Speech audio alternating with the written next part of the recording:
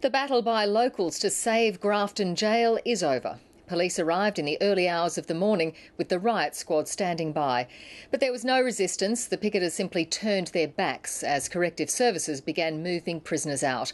Locals say the scaling back of the jail's operations could be the last straw for their town, calling it Grafton's darkest day. Philippa McDonald reports from Grafton. For 5 days, locals held an around-the-clock vigil, desperate to stop prisoners being moved from the jail and the loss of more than 100 jobs. This community deserves more than this.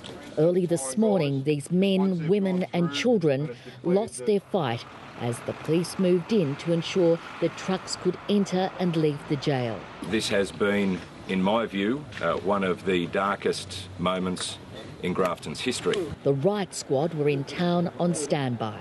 The protesters didn't attempt a blockade, they simply turned their backs. We did this because this is exactly what the government has done for the last 6 days. Overnight, the prisoner population here has gone from 250 to 60.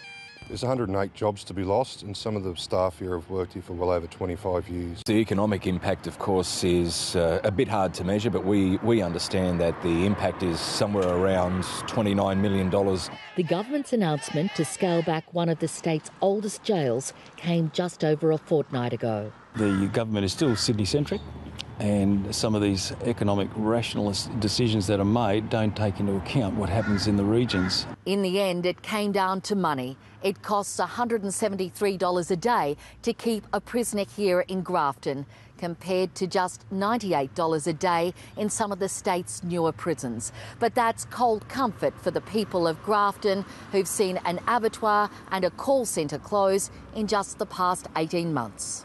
We make no apologies for doing what we said we would do before the election, which is trying to reduce inefficiency, cut out waste and mismanagement across the New South Wales public sector. It's Grafton Cup Day here, but the celebrations have been dampened. I'm not very happy about it, in as much that it's put a lot of people out of work.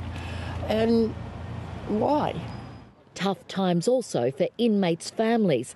They'll now have to travel to Cessnock to see their loved ones. Philippa McDonald, ABC News, Grafton.